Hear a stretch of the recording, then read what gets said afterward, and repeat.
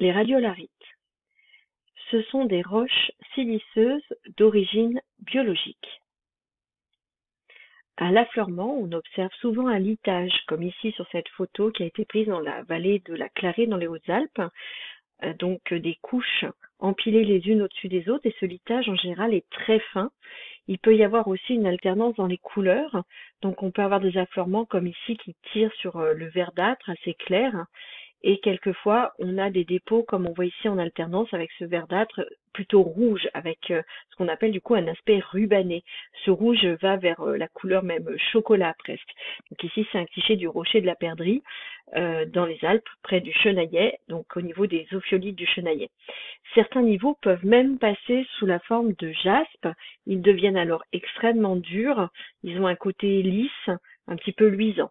Et donc, souvent, ces affleurements de radiolarites vont alterner avec des strates de pellite argileuse, qu'on peut trouver au-dessus ou en dessous. Et donc, on les a vus dans l'ophiolite du Chenaillet, dans les Alpes. Et ici, vous avez un affleurement de radiolarites, mais cette fois-ci dans l'ophiolite d'Oman, donc près de l'Arabie Saoudite. Donc, cela vous montre que c'est un dépôt qui est caractéristique des bassins dans les régions où on est proche de la dorsale.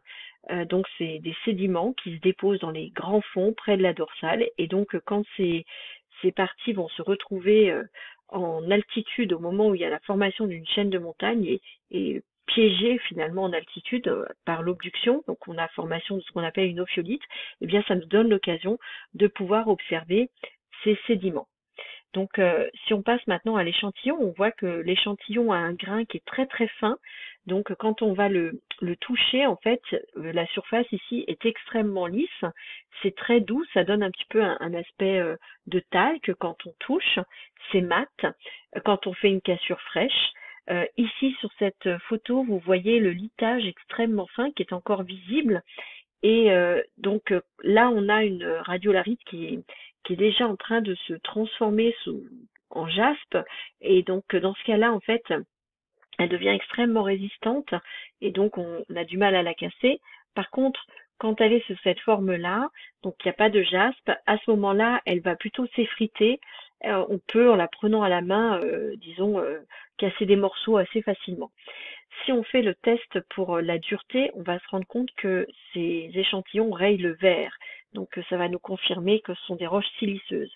Donc voilà une radiolarite qui est un jaspe et donc qui est extrêmement résistant. Donc ça c'est un galet que j'avais trouvé et qui a été en plus poli par le transport.